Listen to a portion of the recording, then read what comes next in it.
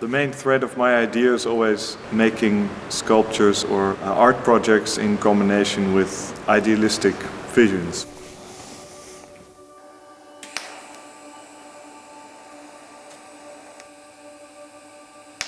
I always used to draw animals out of the ocean because the ocean is the last unexplored realm on Earth. In the not so distant future, if these animals are gone, we ourselves might be in danger, and that's something we don't realize at the moment.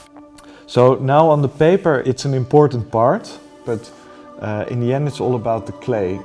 So right now we have a blueprint, and the blueprint will be enlarged.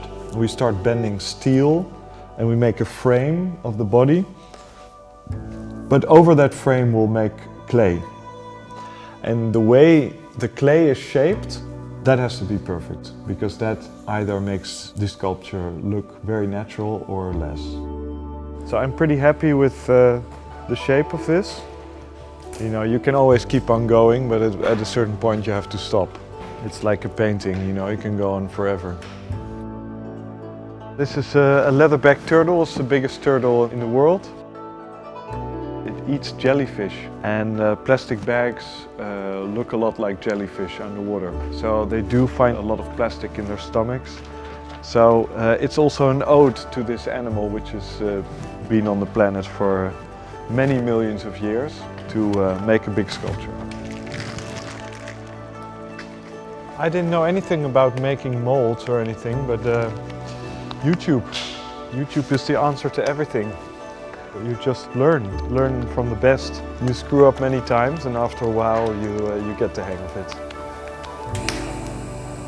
I'm making these sculptures to make people aware that these animals should not be traded for profit. But I want to show the inherent beauty of the last true monsters of the deep.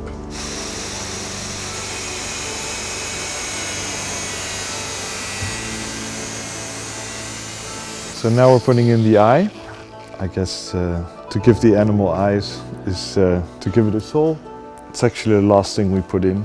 So after this it's finished. Somewhere in there is a hook which has a signature on it, but I won't tell you where it is.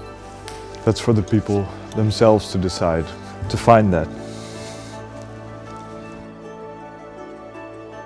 I really like to make the animal as large as possible, because if you have a 2-meter leatherback, like a maximum size, it's just a lot more impressive as a sculpture instead of making smaller animals.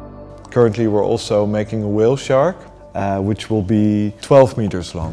This project will take about a year, and we're going to use crazy amounts of clay and crazy amounts of steel and crazy amounts of hooks. That'll be really interesting to do that.